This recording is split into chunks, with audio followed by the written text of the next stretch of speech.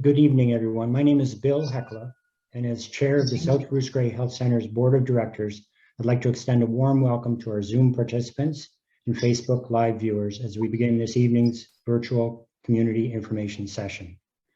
I'm joined this evening by a panel of South Bruce Grey Health Center board members, staff, and physicians, including Dr. Lisa Roth, our Chief of Staff, Stephanie Metcalfe, our Interim Vice President of Clinical Services and Chief Nursing Executive, and Michael Barrett, our President and CEO. Together, the group will provide an overview of the ongoing health human resources challenges being faced across the province and the implications of these challenges on South Bruce Grey Health Center's provision of service. With that, I'll welcome Michael Barrett to begin this evening's presentation. Great, thanks very much, Bill. And can everyone hear me okay? Okay, so we'll just do a bit of housekeeping here before we start, and then I'll get into the presentation and talk about what we want to cover tonight. But in terms of the housekeeping piece, probably most of you have used Zoom over the last 20 months since we've been in the pandemic. But for those of you who haven't, we want to ensure everyone's on mute. So if you hover your mouse over the bottom of the black screen, a menu bar will come up. There's a mute button in the bottom left corner. So just for the presentation, please ensure that your microphone is on mute. We are recording this, so we want to see your face and want to see your reactions to the things we're saying. So you can start your video and show your video. But if you're not comfortable having your video shown, you can just click on that button and then the video will stop. Asking questions. So I've got a presentation here, which probably will take a good 20 minutes, just providing you with an overview of the situation, some of the challenges that we're facing at the hospital. But then we do intend to have a fulsome question and answer period.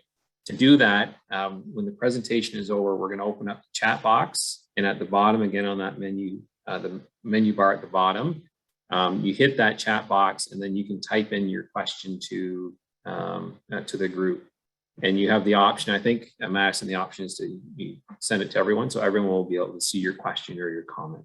And we'll open that up, as I said, when the presentation is over. For those of you that are participating by phone, again, we want to make sure that everyone's muted so there's not background noise when other conversations going on. It's *6 to mute and unmute your microphone. And if you want to raise your hand in a Zoom call while you're on the phone, it's a *9. So that knows that you've got a question, and we'll make sure we get to your question. And again, this session is being recorded, is being broadcasted on Facebook Live. We've done these before, different community information sessions, and they've worked well. It just gives people different platforms that they can participate in on and to have the conversation. And then importantly, for anyone that can't join tonight, the presentation is being recorded, and you'll be able to find that on the South Bruce Grey Health Center website. So hopefully that's clear for everyone. So I'll get into the heart of the conversation, and we've started with a headline. So if you're reading the newspaper, the headline on this issue: at this time, South Bruce Grey Health Center does not have enough staff to continue to deliver the level of service we currently provide. And I'm going to walk you through why we're in that situation, what we've done to address it, and then some of the actions that we are going to be taking as we try and address this issue. So just a bit about our geography. This map will be hard to see on the screen, and again, when you're looking at this in the recorded version, you can look at it. But all those boxes are hospitals across Grey and Bruce, down into here in Perth, over into Wellington County. The green boxes are the 4 sites of South Bruce Grey Health Center, with the H and the balloon in the middle. So Kincardine on the west, Walkerton in the center, Chesley up to the north, and then to the east is Durham. You can see the facilities that we provide there. And maybe I'll just do bed numbers quickly so you have some context. In Kincardine, we have a 17-bed facility, 24/7 emerge, a surgical program, diagnostic imaging lab, cardio-resp. Walkerton is a 15-bed facility, which is 15 acute care beds and 6 obstetrical beds. with a full emergency department. Chesley is an 18-bed facility with 10 senior center of care beds and then 8 acute beds. We have a 24/7 emerge in Chesley, but it's currently on reduced hours and has been since September of 2019 because of nursing shortages. And then Durham is a 10-bed facility, which is also has a 24/7 emerge. The other piece as we start to talk about this, hospitals to the north, obviously with Gravers Health Services. Hanover is in the middle of our 3 sites on the eastern side. And then to the south, we have Wingham, Palmerston, Mount Forest, Listowel.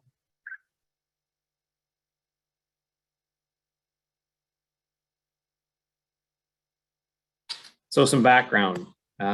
We've been facing significant shortages in health human resources for over 5 years, particularly in nursing and lab. As I said already, because of that nursing shortage, the Chesley Emergency Department was moved to reduced hours in September 2019. So the emergency department is open from 8 till 8 and closed overnight. We've been experiencing these ongoing challenges in our community, and have been being able to address them, often cobbling together plans at the last minute. So we have a shortage. We had a shortage before Labor Day weekend, a shortage before Thanksgiving Day weekend. And at the 11th hour, we're moving staff around, trying to find that we've got good coverage. And we're able to do it on both those times. But there have been other times where it's been close like that. And I really have to emphasize that we've been keeping our services going on the backs and the goodwill of our frontline staff and our managers. So that's why our services are being kept open. And our frontline staff are fantastic. And our managers, when we're in these shortage periods, would work a full week and then be asked to work a frontline shift overnight on a Friday or Saturday night, in addition to the full week they already worked. Some additional context. Most hospitals around the province are experiencing health human resource challenges. So every regional and provincial call I'm on, this is the top issue facing hospitals today, particularly on the nursing side. I'm sure you hear that through the media. Another piece of context, our current clinical leadership is very thin right now. We are recruiting for a vice president of clinical services, have not been successful to date in finding that person. So we've now divided that position into 2 to create 2 directors. And those interviews are actually happening next week. So hope to bolster our clinical leadership to make sure we got strong leadership there. And I think the last bullet is some good recognition of the province, recognizing that there is an issue. Ontario Health has created a new provincial committee on health human resources, which includes big and small hospitals, long-term care, primary care. I've been fortunate enough to be asked to sit on that committee because of our challenges that we're facing here and represent that small rural hospital voice. And Ontario Health also held a Health Human Resources Summit at the end of November.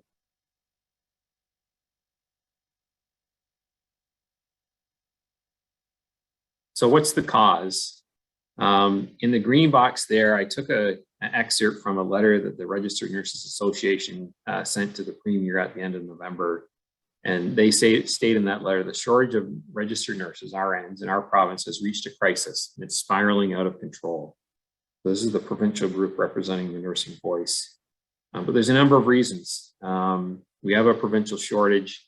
Part of it is people are done with the pandemic, are burnt out from navigating that pandemic over the last 20 months.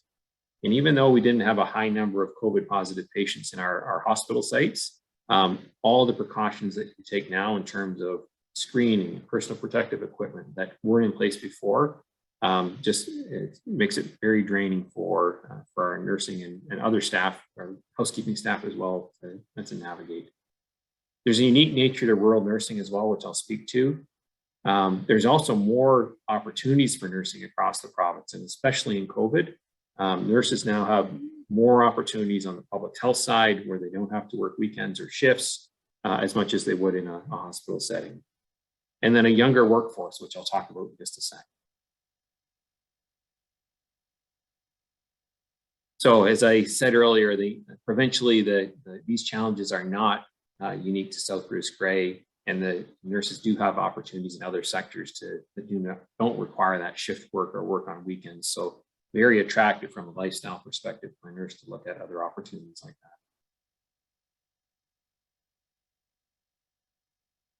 So a key point for us is the average age of our nurses. So the average age of our nurses has gone down considerably.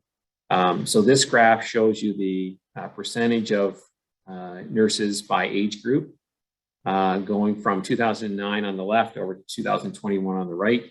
The blue line at the top are the percentage of nurses under the age of 40. You can see it's gone from 45% up to 65% more recently.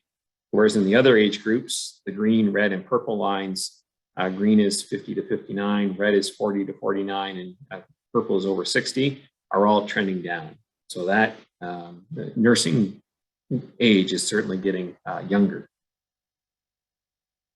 We've got another graph here which shows the average age of RNs and RPNs at our sites.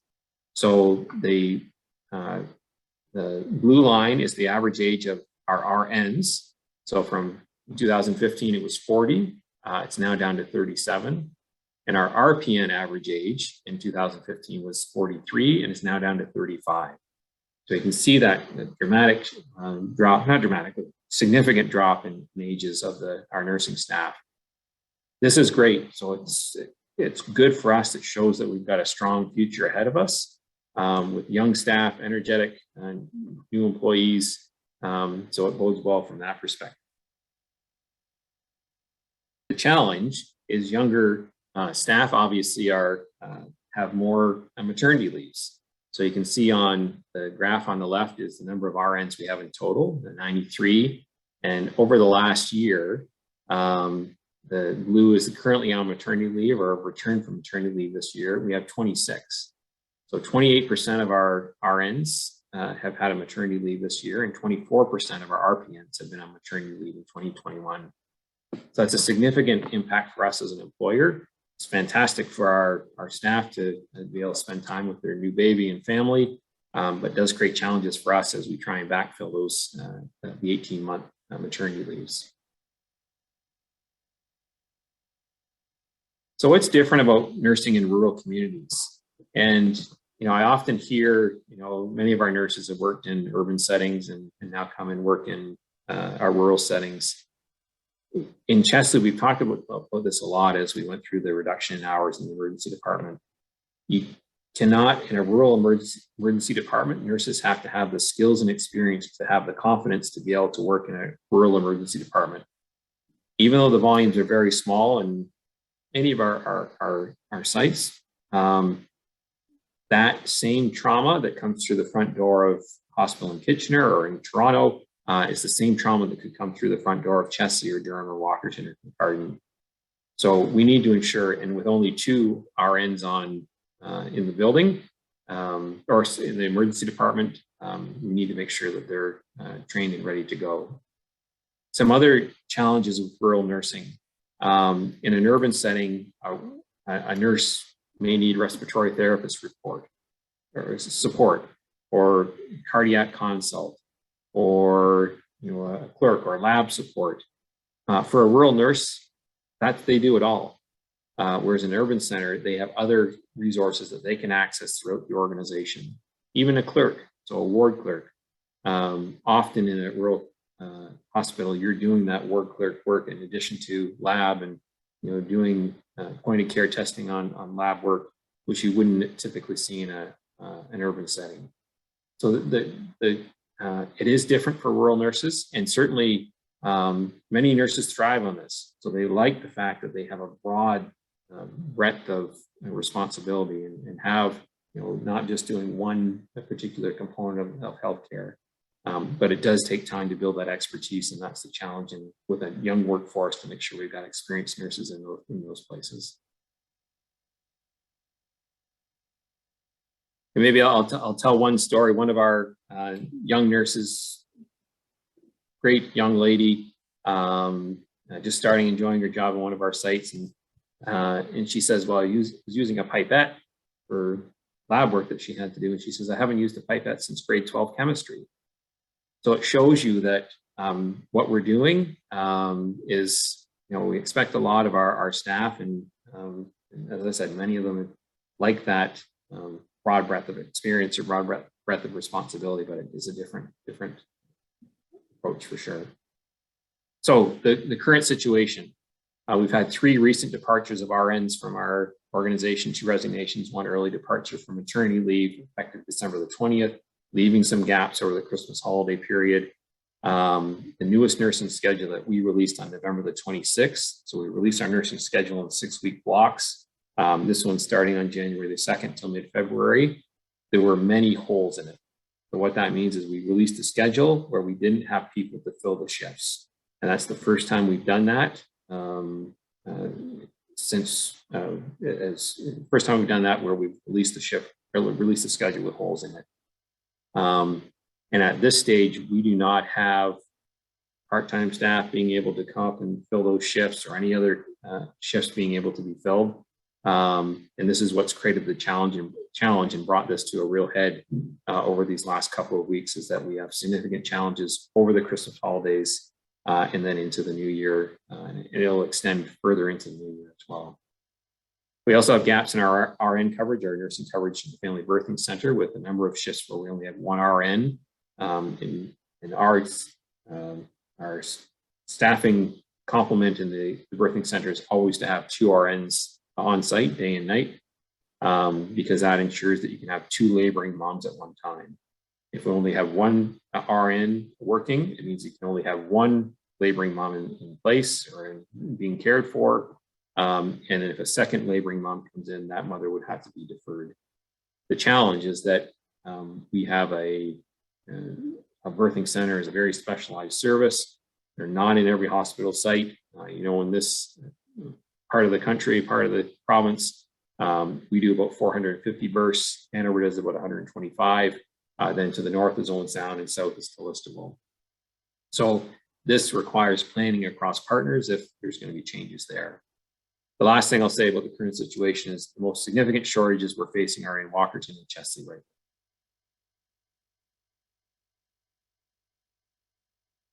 A really important point to make here for us. So I know there's been some chatter on the Facebook pages the last couple of days since we provided notification that we were doing this session. South Bruce Grey Health Centre has not yet implemented a mandatory vaccine policy. So what that means is our staff have the option of, before they come to work, submit full proof of vaccination. There's 3 options. Secondly is to get a medical exemption. And the third is to do mandatory education and then do rapid antigen testing before coming to work. So we have 95% of our staff fully vaccinated, 96% have received at least 1 dose. For those 16 staff that have not yet been vaccinated, they can complete their rapid antigen testing. They must submit that to occupational health before they come, and that allows them to work. Important point here is that we have not terminated any staff because of a mandatory vaccine policy. And any new staff or physicians that are coming, they must be vaccinated. But anyone that is not, they can still do the testing and come to work. And those unvaccinated staff have been great in ensuring compliance there. Okay, so capacity challenges in the hospital. All 4 inpatient units have been operating at or above capacity for a large percentage of the time, particularly over the summer. In particular, Walkerton and Kincardine operating at or above capacity. So it's created challenges when you're dealing with staff shortages as well. The other system impact that's impacting us on the capacity side is that the new COVID guidelines, well, they're not new anymore. The COVID guidelines that came in back last April now restrict ward rooms and long-term care homes to a maximum of 2 residents. So previously, we have a number of long-term care homes in Grey Bruce where ward rooms would be allowed to have 3 or 4 residents. With the COVID guidelines, this is now restricted to 2. So that actually results in 147 less long-term care home beds available in Grey Bruce. And that means that we have patients in hospital ready to leave to go to their next destination that can't make that departure because we have less capacity in long-term care home side. And the next slide shows you the numbers don't matter so much here, but it's the shape of the colors in the curve here, these are alternate level of care patient days. So alternate level of care patients are those patients that have completed their hospital stay, no longer require hospital care, are just waiting to get to the next destination, which could be home with home care or to a long-term care home or supportive housing. But what this shows, so on the left-hand side of the screen in April of 2018 over to August of this past year, the chart that I showed you there was just to show that we have, on a typical day, we have 60 beds in our hospital. And on a typical day, a third of them are occupied by patients that are ALC, those patients that no longer require hospital care and are waiting to move to the next destination. So that's a third of our capacity is not available for acute patients. Okay, so we've created more full-time positions. We've moved to a team-based model of nursing. So during COVID, we used students, nurses' aides to bolster that limited resource of nurses that we have across the organization, which has allowed us to provide the care and keep our services open and operational. So the assessment of the current situation, we've explored all options to maintain the current level of service. It is not possible to maintain the current level of service with the current staff complement that we've got.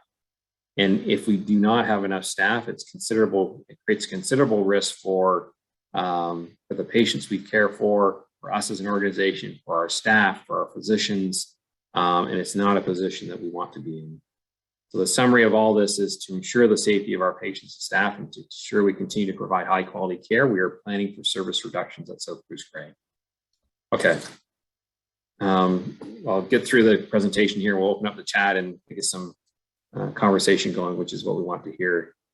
As I said before, we can't maintain the current approach in maintaining services is not sustainable, and we've only been able to keep our services open based on the goodwill and hard work of our frontline staff and managers, and this situation is not sustainable.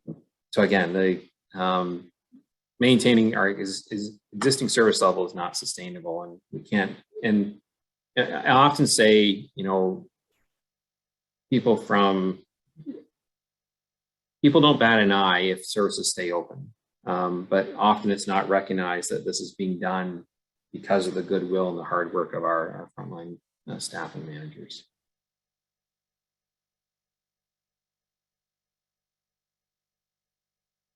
So in looking at service reduction, we've developed a number of different service reduction options. We will be providing a recommendation to our board of directors at a special meeting of the board at the end of this week. For tonight's meeting, we're not talking about those service reductions. We're just starting to socialize those internally with key system partners. The purpose of tonight's meeting is to just hopefully convey the magnitude of the situation that we're facing with our health human resource shortages. When we get to the point of the service reduction decisions being made, we'll certainly be back out communicating this publicly. I want to be clear that these are not tinkering around the edges type of service reductions. These service reductions will most likely come in the form of reduced hours at one or more of our emergency departments. Other programs may be at risk. And this is in addition to the service reduction that we've already seen in Chesley with the reduction in hours of the emergency department. One thing I need to say about the board, so this isn't something new or fresh that the board is tackling this week. They've been talking about this, and we've been talking with them for the last number of months about the challenges we're facing on the HHR front.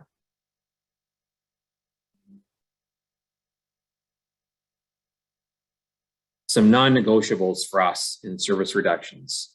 So this gives you some of the principles that we base it on. We cannot provide care in a manner that is unsafe.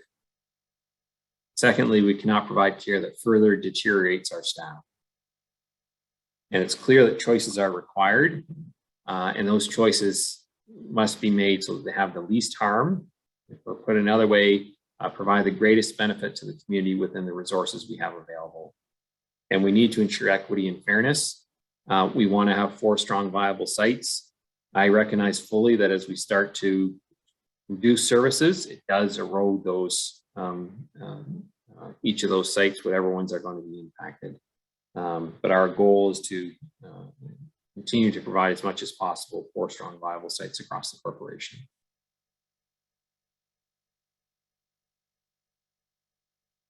And then finally, I'm just going to wrap up with a system redesign. So it's a statement that I took from here in Perth. Healthcare Alliance had done a presentation a couple of weeks ago, and they talked about the health system of today is designed for the workforce of yesterday. We do not have the workforce, the resources, the health human resources to continue to provide the level of service that we currently provide, as I've said a number of times. And the service reductions that we're talking about are really just a patch. So they are a patch to get us to ensuring we can continue to function at a lower service level. But in the longer term, system-wide planning is required to address these challenges. And I won't go a lot into that tonight, but looking at what does our system look like in the future, and working with our partners, other hospitals, other health service provider organizations, EMS, municipalities.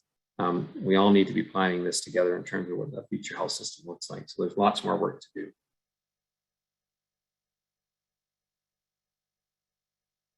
So I'll wrap it up there. And what we're going to do is we're going to open up the chat box. And so if you have questions or comments, we've got about 133 people on the call tonight, which is great. And to assist in this, it depends on the number of questions coming in. Madison and Megan are going to be triaging the questions, kind of grouping similar questions together, just so that I can then get those questions to the right person, whether it's Dr. Roth or Stephanie Metcalfe, our Chief Nursing Executive, or Bill as the chair of the board, or myself, or someone else on the team that can answer those questions. So again, if you go to your menu bar at the bottom, click on the chat icon there. That'll open up your chat function. My chat says, okay, there we go. So please, when you're putting your questions into the chat box, have a response to everyone so you can see those questions that are coming in. And as I said, then we'll start to then get your questions answered, or if you want to make a comment, happy to hear those comments as well.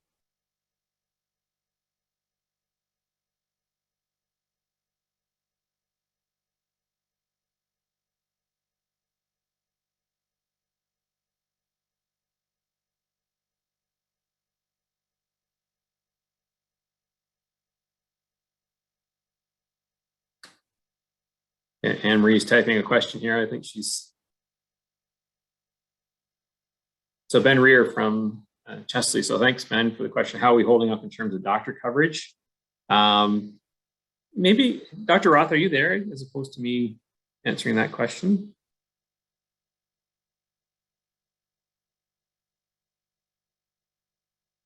Seeing if Dr. Roth is still here. Okay, I'll give it a go, and happy to have others talk about this as well. So physician coverage is also becoming a challenge. Sorry about that. It wasn't allowing me to unmute for a little while there. So physicians are precarious at all four sites, I think I would say. Much like nursing and lab techs and all of the other skilled healthcare workers. We have many years that we haven't been training enough. And as Mike really outlined well, for a rural nurse has to be able to do a lot of things. A rural doctor is much the same. They don't have a lot of specialist backup, and it's a unique job that everybody coming through the training doesn't want to do. So precarious, but holding our own for right now.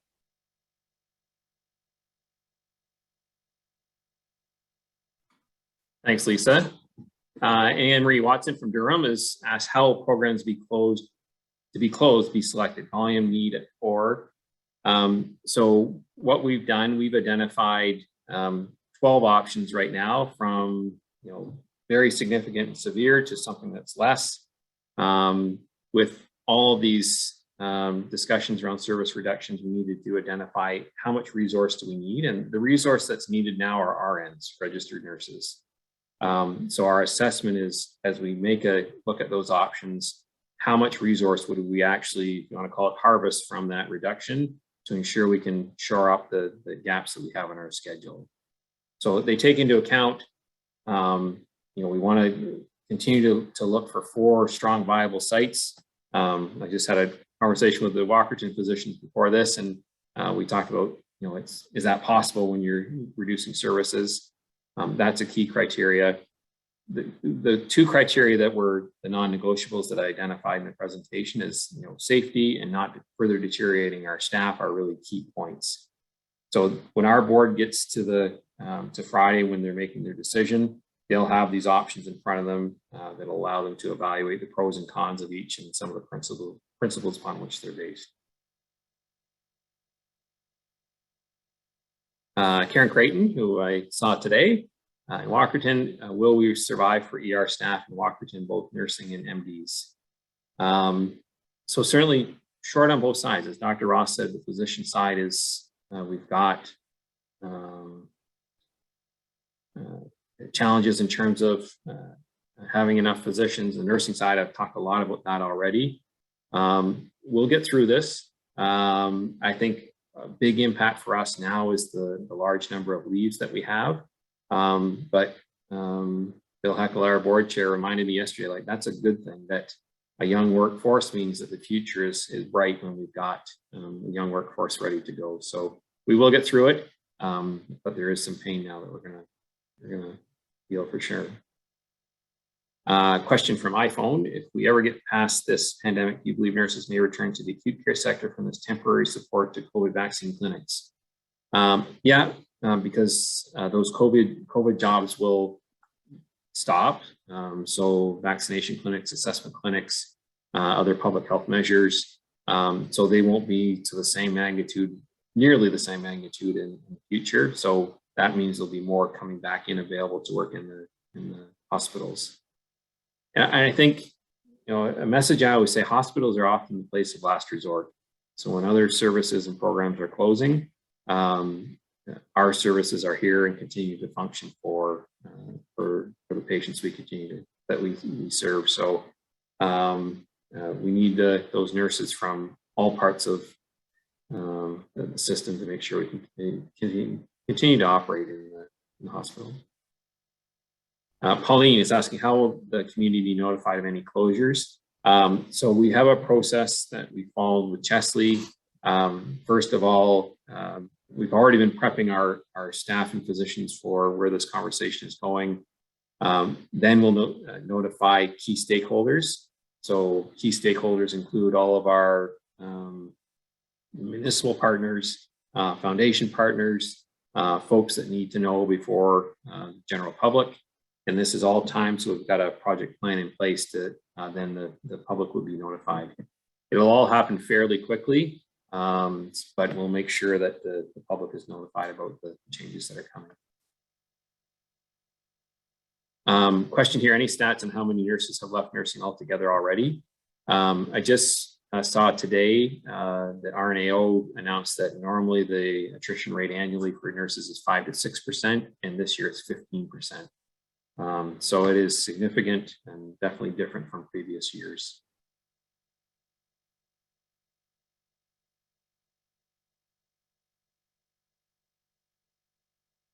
Okay.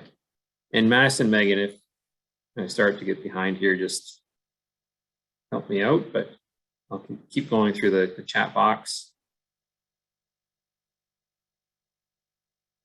Meg, what is the hospital's current recruitment and retention strategies for nursing specifically? We have physician recruitment.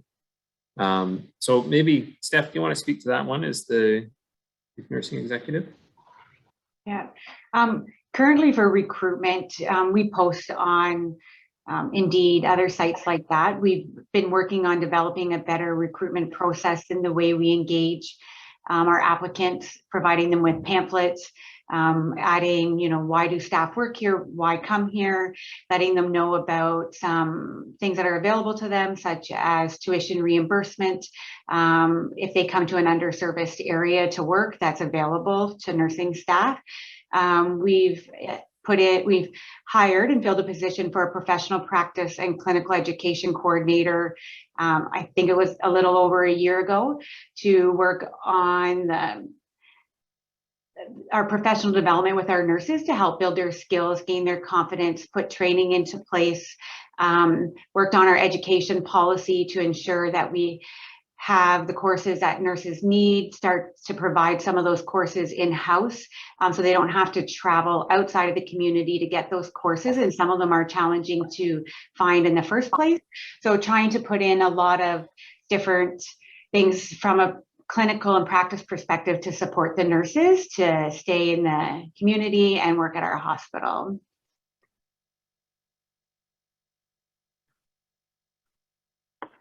Great, thanks, Steph. And just a prompt from one of our board members, Jim Bagshaw. We've had great experience with student nurses. So our student nurses externship program last summer, we had, I think it was 6 local students that are going to college, Georgia College or someplace out of town and coming home for the summer. We've had a number of them stay on and accept full-time employment.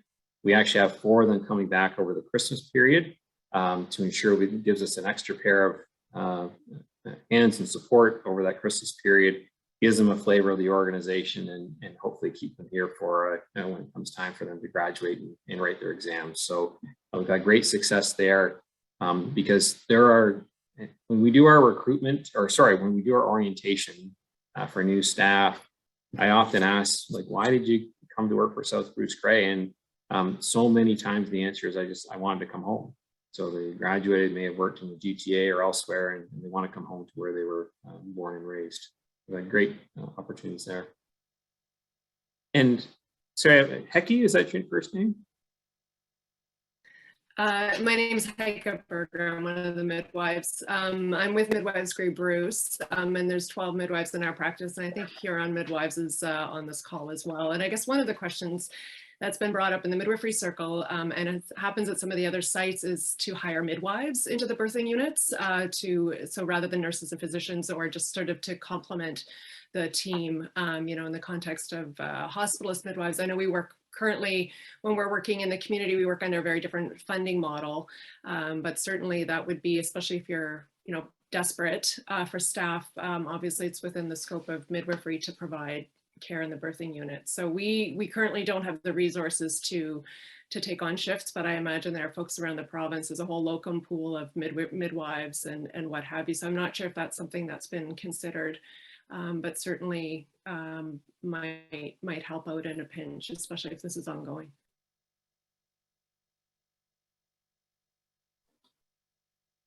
Thanks for that. I'm probably not in the best position to give a good answer to that. I'm not sure if Steph or Sharon Johnson want to speak to that.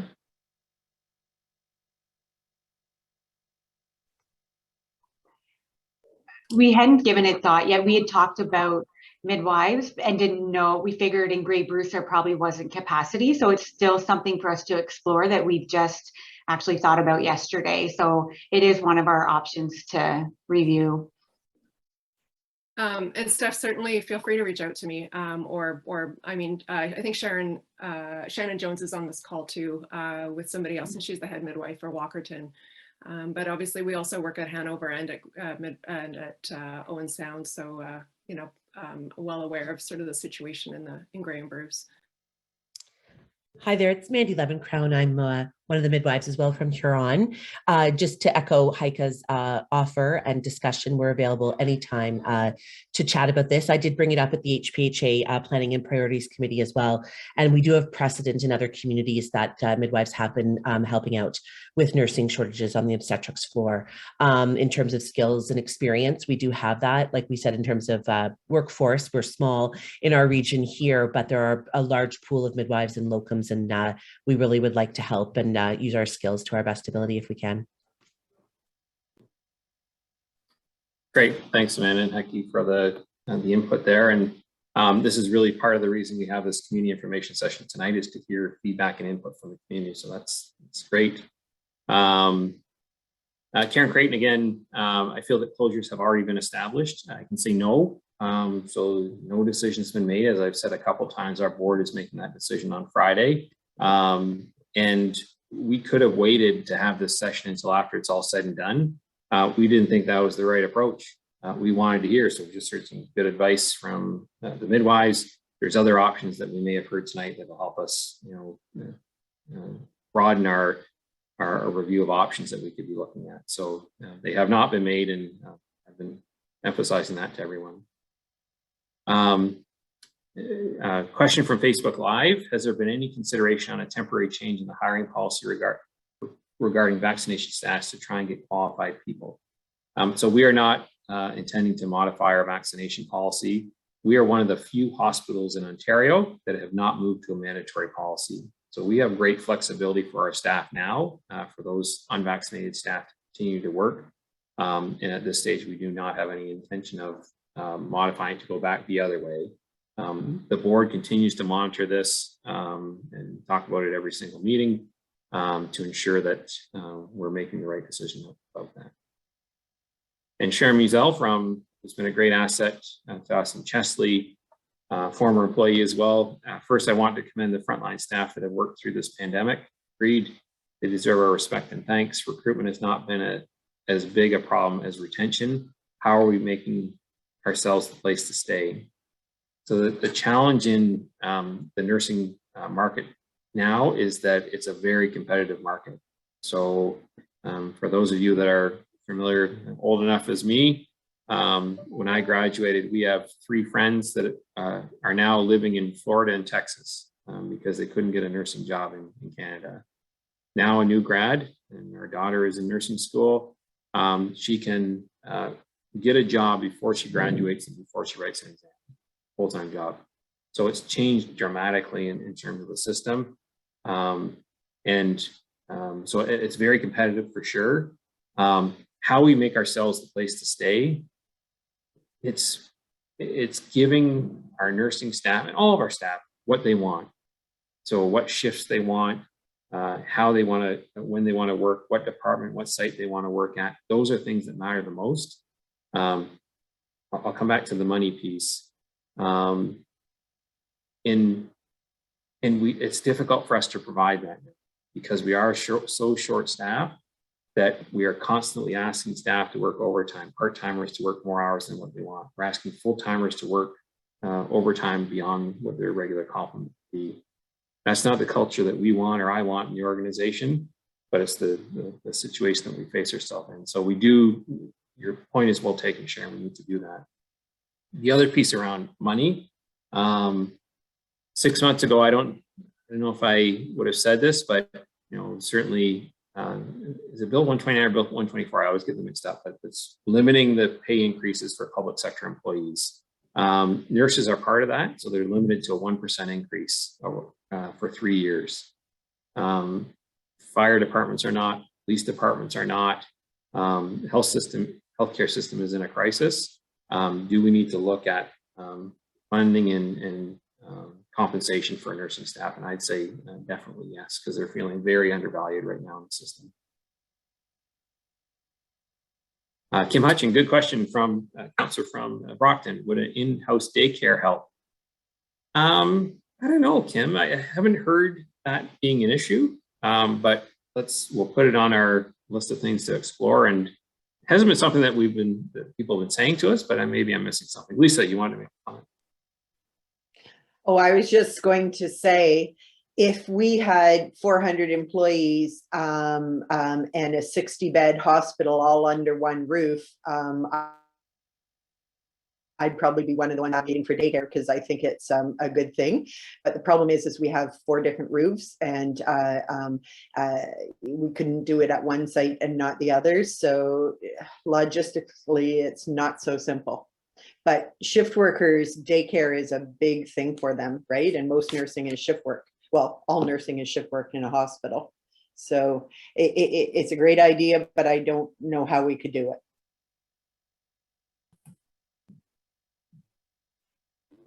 Yeah, but thanks, Kim. That's gives us something to pursue. So, Leslie Hasty, who's our board member from Chester. Yeah, I was just going to add, I think we did have some discussion about daycare services during COVID in March of 2020 when most of the daycare centers were closed, and within the facility, within the hospitals, I think I remember some internal processes trying to get some home daycare set up. And so I think there was definitely an understanding then that childcare services were necessary during those circumstances. And I think there were some nice connections that were made with staff. But I don't think as a board, I don't remember hearing about that as kind of being a driving issue in the last couple of years when we've talked about HR, other than when the daycare centers and there was were closed and when there was other limitations to those kind of services for families. So, but I think it's an interesting idea. Yeah, thank you. Thanks, Leslie. Another question from Facebook Live. Any discussion on terminating multi-site to help attract new staff? I assume that's a multi-site position.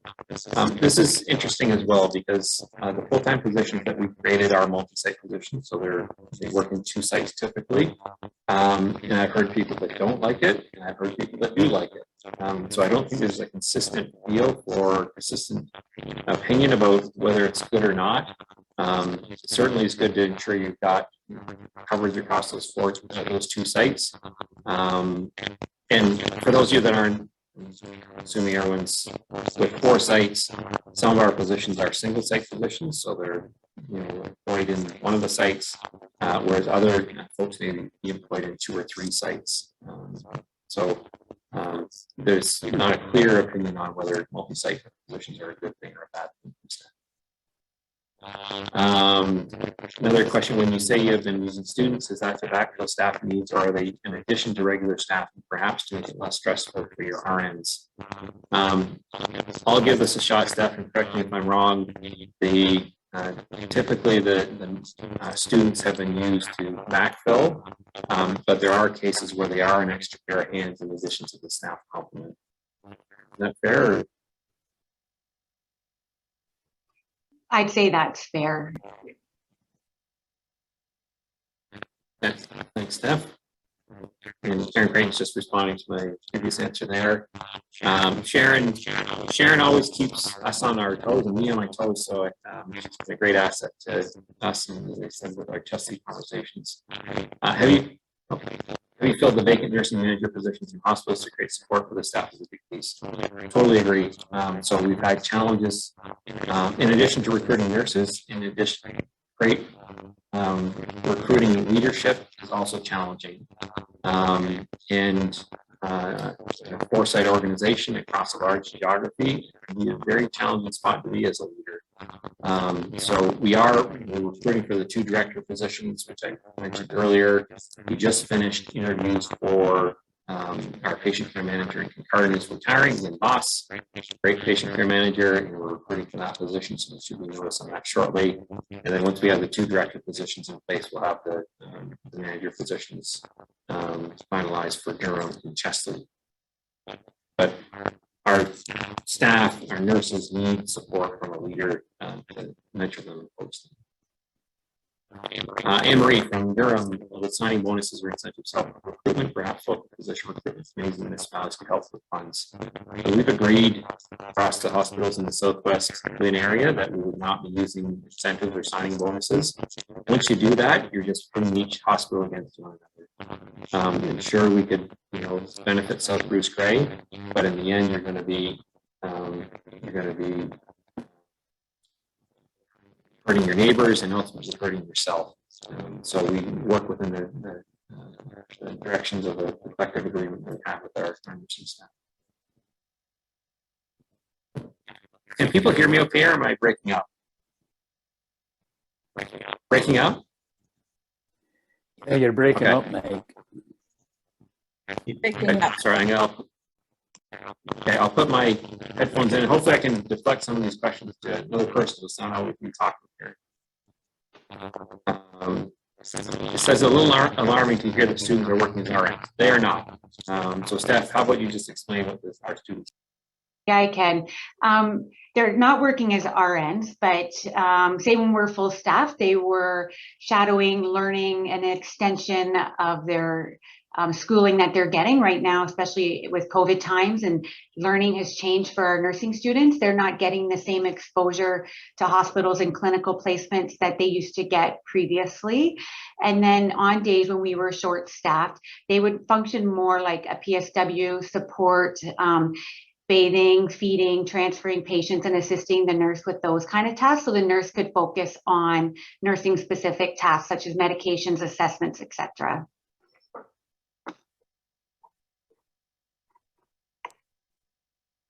Great, next step. So I hope that clarifies things for folks. Audio is better? No? No.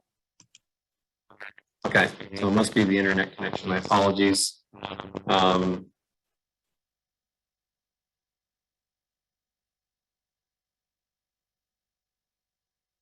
Okay, other questions? There's no other questions coming in other than to say that I'm breaking up. Tim Hutchins said, completely agree with approaching any nurses who are currently working in big cities might find coming home very attractive. Is my audio still bad? Yes. Sorry about this. If you look at our postings that we post for positions, we always reference what we have here. You know, the sunsets on Lake Huron, the farm fields, trails, the Saugeen River, wonderful things that we have to offer in Grey Bruce that would be very attractive to someone coming from an urban center.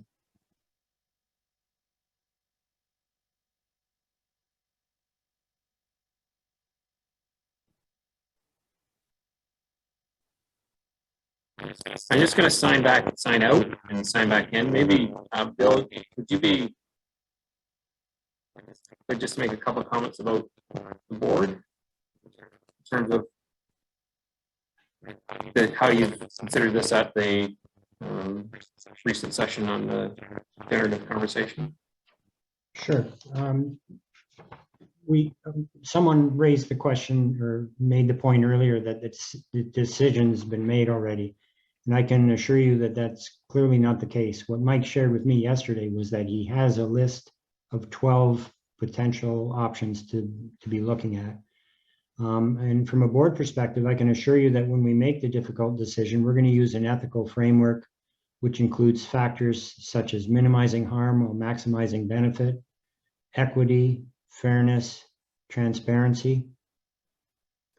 And I also want to assure people that we've completed our recent strategic plan from 2021 to 2025, and includes several pillars and strategies that we commit to.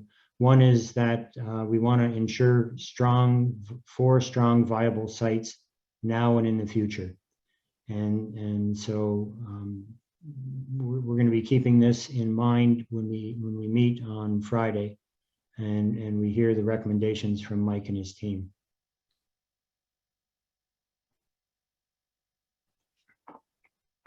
Are there any other questions?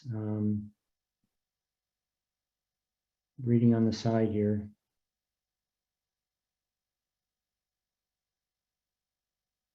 Question about signing bonuses. I'm not sure that we have the ability to do that. Maybe Stephanie, you can talk about that. That's what Mike had referred to, that across the Southwest LHIN, we had made an agreement that we wouldn't offer incentives or signing bonuses. You pull staff from other areas, and then once their contract is up, they may just move on to another organization for the signing bonus again. And then there was some comments in the rest of that about golf course memberships, low interest loans, free housing while they resettle, or housing while they work up here. Maybe Audrey can help a bit with some of that. I'm not sure that we currently offer any of that, or what things we can do that would be counting as an incentive outside of what we agreed to. It's not something I've heard of either, Steph. Not sure how Ona would see that.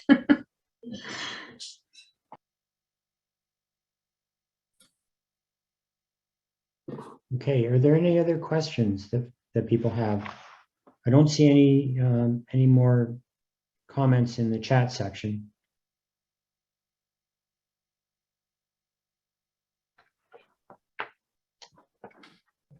And maybe what I'll do is I'll move ahead and close the meeting if there are no further questions. But I'll give us another minute or so if people have questions or comments. Dr. Roth has a question. Oh, May I just make a small comment? This is bigger than us. This is bigger than our 4 communities. This is a system concern. We've known for a lot of years that baby boomers are retiring and replacing with younger generation doctors, nurses, lab techs, etc. It's simple mathematics. If anybody has any sort of pull in higher tables, that is where we really make a difference. We've known about this problem for years, yet every year the enrollment at nursing college doesn't double. The training for MLTs for the lab is still way too few for what we need across the province. That is where it'll take years to make a difference, but that ultimately is where it's going to make a difference. Right now, we're trying to cope with the shortage as best we can, and nobody is happy about it, but somebody higher up than us has to start making some changes, in my opinion.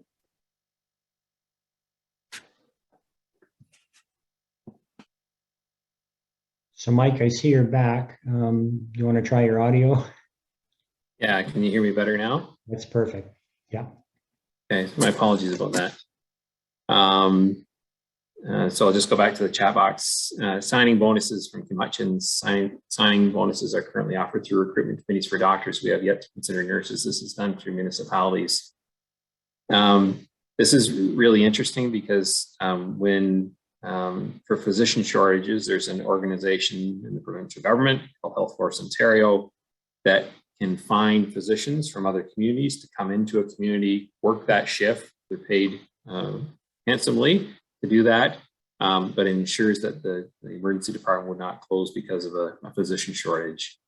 This is the conversation that's happening at the provincial level right now. Should we be doing the same thing for nurses? Because indirectly, the market is already doing it.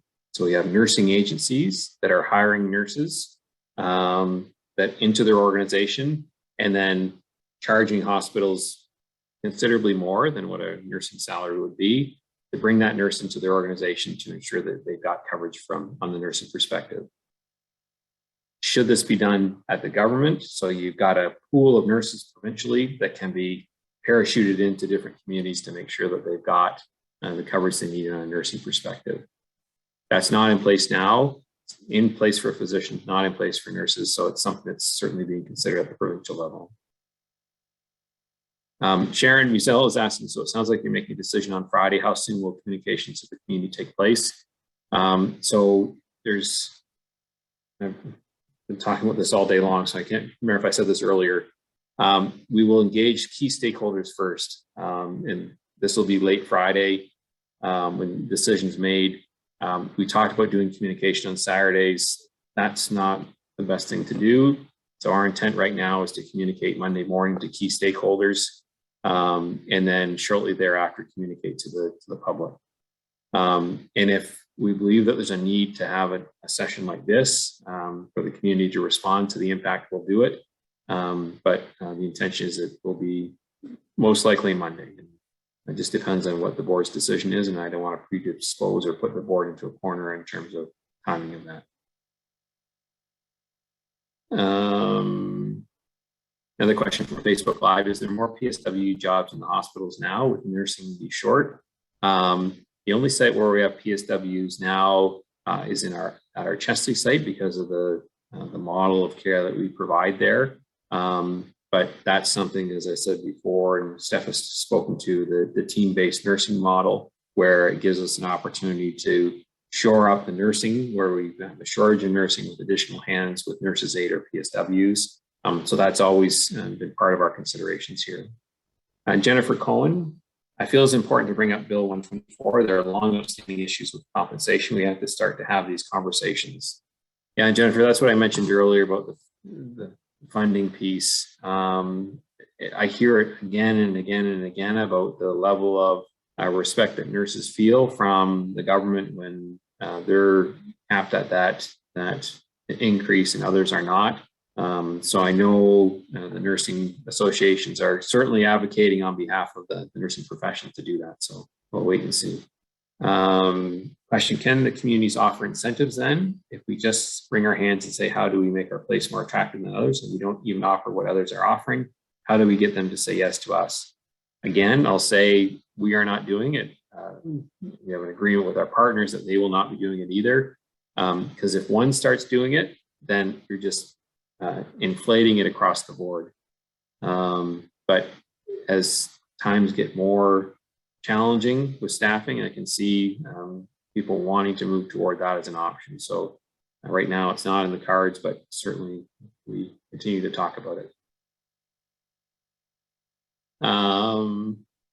And Kim says, yes, you must contact Christine Elliott, Minister Christine Elliott, about locum nurses are needed. So it's been a big conversation because now physicians are in short supply, but nurses being in short supply. Why do we have a government? Why do we not have a government structure in place to allow locum nurses to be parachuted into those communities that need them?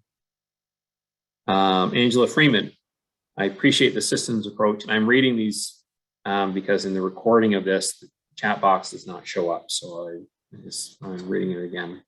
I appreciate the systems approach you are taking. I think it is important to look at factors that contribute to burnout, leaves of absence, and attrition, and addressing those. I fear the impact shortages is to contribute to further shortages if those still working are burning out. Shorter shifts, support staff, mental health supports. I look forward to seeing your and other creative ways to adapt to today's workforce. Yeah, I had a conversation with the former VP of nursing in Listowel Wingham, who's now working at Trillium Healthcare. So we just had a conversation this afternoon, and we both agreed nurses want to know that they work in the shifts they want, the location they want, how many hours they want, just like anyone. Any of us want to have some consistency around when they're working, how they're doing it. And I think that's the biggest request right now, which is very difficult for us to offer when the pool of nurses is in such short supply. So it's a continuous cycle of not giving them staff, nurses what they need, and them feeling frustrated and us feeling frustrated. And again, I'll just echo what Lisa said. This is not unique to us. This is across the board in terms of the situation that we're facing. And Andrew Williams, and I just saw Andrew on the screen here. He's my counterpart at United Healthcare Alliance, which is the 4 sites in Clinton, St. Mary's, Seaforth, and Stratford. I can confirm that we're dealing with the exact same issues. Andrew, why don't I let you speak to it as opposed to me reading this?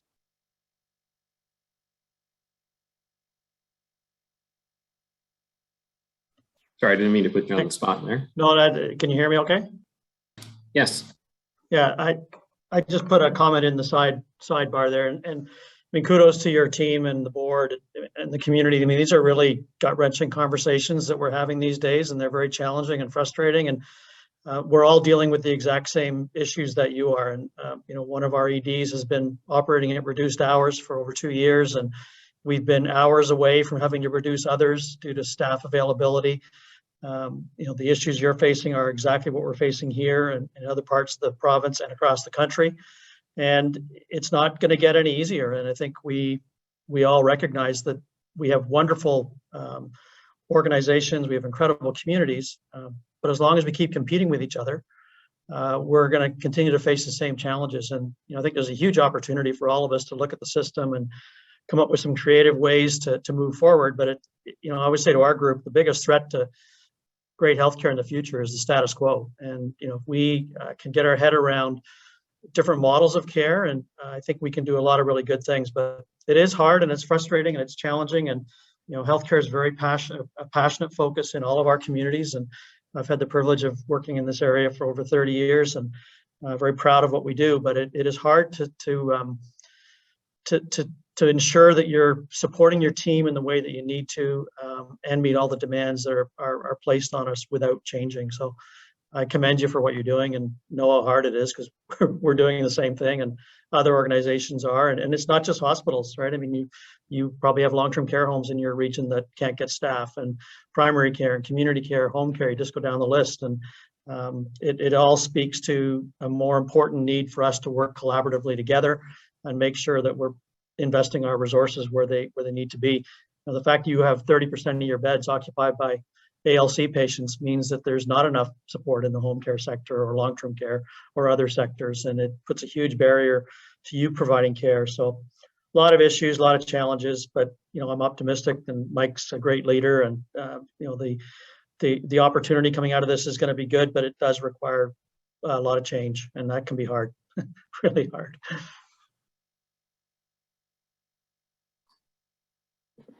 Thanks, Andrew. Okay. Comment from Karen Creighton. It happened 30 plus years ago. It is really unfortunate. I'm not sure what you're referencing there, Karen. Maybe just give us a bit more detail. Unless I'm missing something here.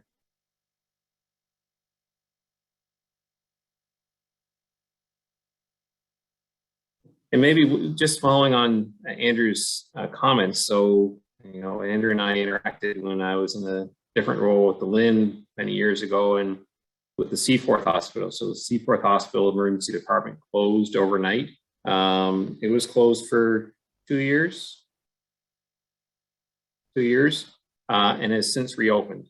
So it does happen that you can see these ebbs and flows of the situation you're facing, and can get back to what you were in the past. And as Andrew said, Clinton is in a similar spot to Chesley right now for us.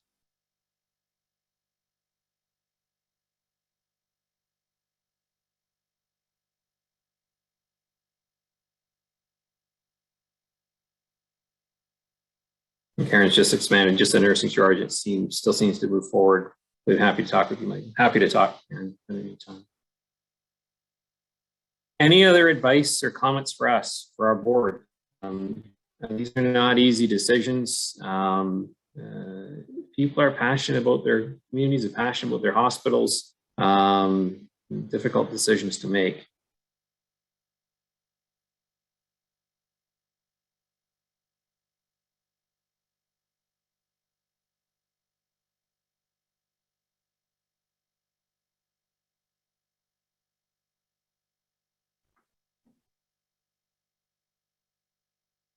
So interesting question from Ben. How does 2 30-bed hospitals work instead of 4 by 15? The numbers work, that's for sure. But in terms of doing something like that, there's a number of factors, obviously, in terms of just the fact of facilities. The bigger issue is ensuring that we provide support to the communities that we currently provide support to now. So we don't have any intention of closing a site. We want to ensure we continue to provide as much care as possible to the sites that we are, the communities that we're currently in. So I have no intention of doing that. And this conversation has happened before. Goderich and Clinton at one point in time had a discussion about moving to a common site in Ben Miller. Kind of between the two, it never happened, but at this stage, Ben, we don't have any intention of doing that. And Pauline, thank you. You have the community support. What I'll say is that these are terrible decisions that we don't want to make, the board doesn't want to make, but we need to make the best choice that'll have the minimum impact on all the communities we serve, and still be able to provide high quality care and safe care to the communities we serve.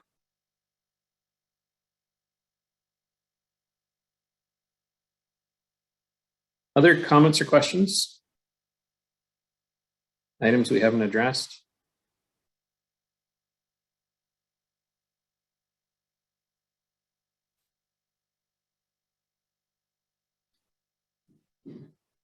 A good question. It's from Facebook Live. Is there any opportunity for a panel of nurses who work within the organization to speak to the board prior to a decision being made? Our board has always been open to receiving feedback and input, so we'll take that under consideration, and obviously can't commit tonight, but it's a great idea. So whoever provided that, thank you. From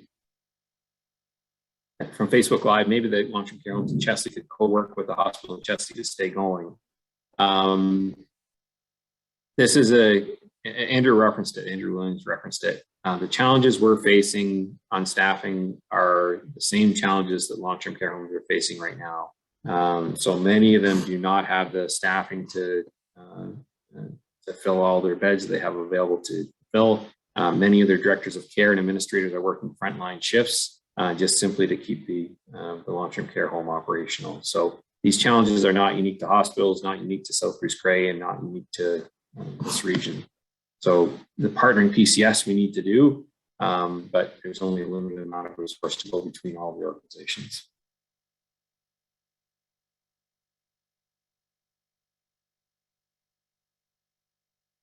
Oh, sorry, I missed a comment from Kim Hutchin.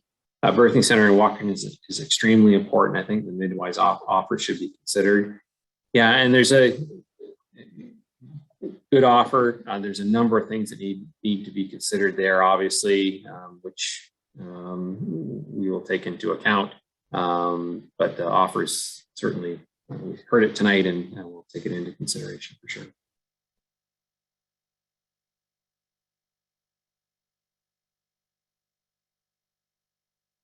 Okay, any other comments or questions?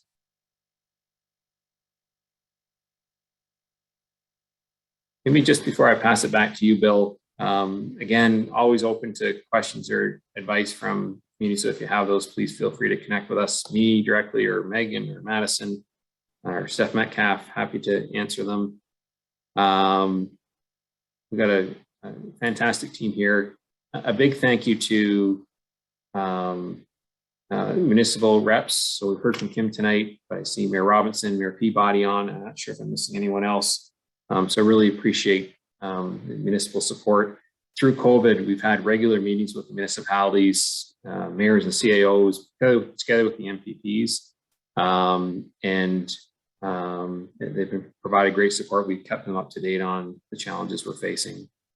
The other piece I forgot to mention at the start, I really want to recognize both MPP Lisa Thompson and MPP Bill Walker had other commitments tonight, and it's a very busy time provincially with Omicron virus, but I know they have reps here on the call and wanted to send their support for the conversation. Appreciated that we are doing this, and certainly they'll follow up if they have any questions, but wanted to recognize that, that they did want to attend.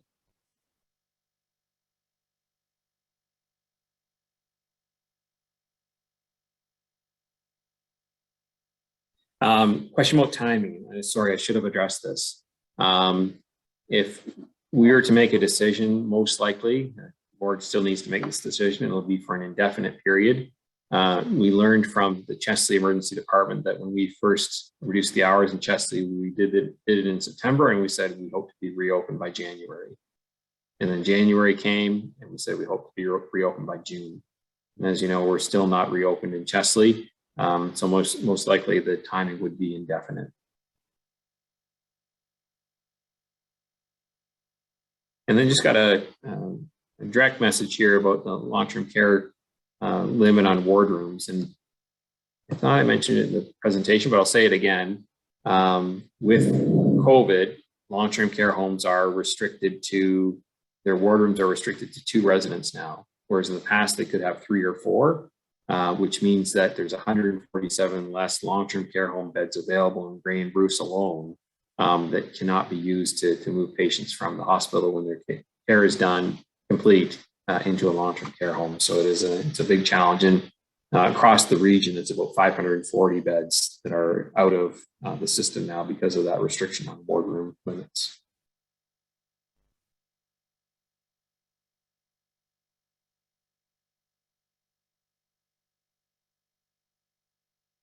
Oh, sorry, I missed another one here. Katie Kennedy, I'm surprised the board didn't approach the nurses already to discuss what could be offered to increase retention staff members. That seems to be a no-brainer. Maybe staff would be willing to work with the board on a joint strategy moving forward. I guess in fairness, Katie, we have our Vice President of Clinical Services, Chief Nursing Executive, who represents that voice of at the leadership level nursing piece. I think I saw some heads nodding in the previous comment about bringing a group of nurses to the board to have that conversation. As I said, our board they are engaged and innovative group, so I'm sure if they think there's value in this, they would entertain.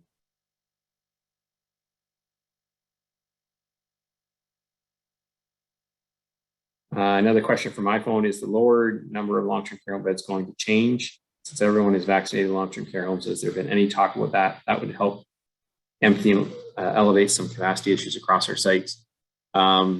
So we talk about this, I'd say practically every meeting. Our board member, Doug Harris, is always good at asking me whether that's going to change. We keep thinking that it will, but we haven't seen anything yet. From an infection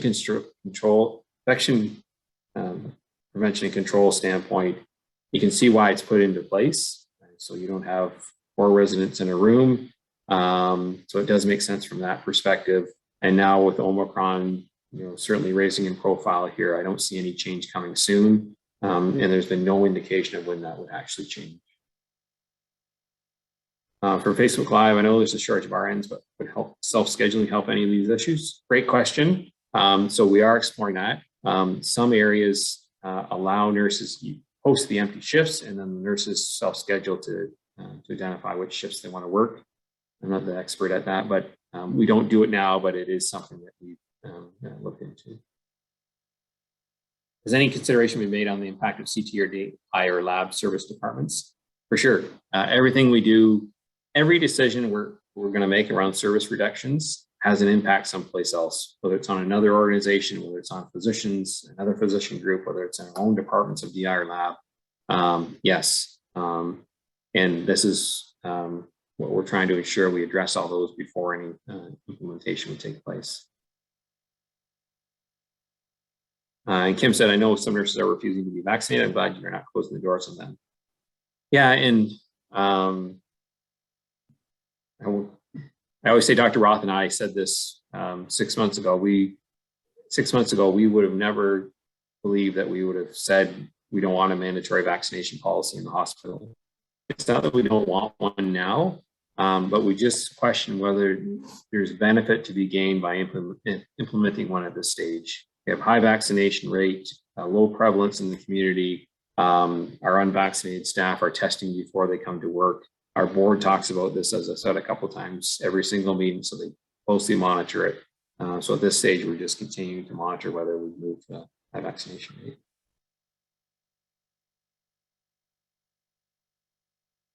Yeah, and Kim, you're exactly right. So the overall rate of vaccination is high, very high. So it's 95% fully vaccinated, 96% single or fully vaccinated for our staff and physicians.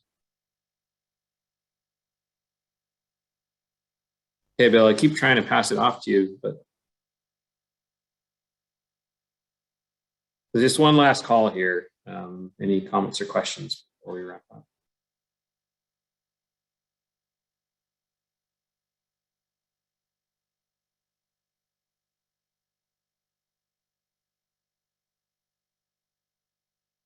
Okay, so we'll continue to accept advice, comments from anyone who wants to connect with us, and we will provide further communication as these decisions start to get made and implemented. So with that, I'll pass it over to you, Bill. Okay, thank you, Michael. We apologize again for the inappropriate interruptions during the presentations. As we conclude our session this evening, I'd like to begin by thanking our panel members, Dr. Lisa Roth, Stephanie Metcalfe, and Michael Barrett for leading us through this informative session.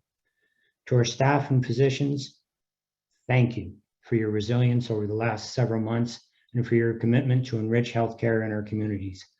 And lastly, to our partners and community members, your ongoing support is greatly appreciated. With that, I'll adjourn the meeting. Take care. Have a good evening. Thank you.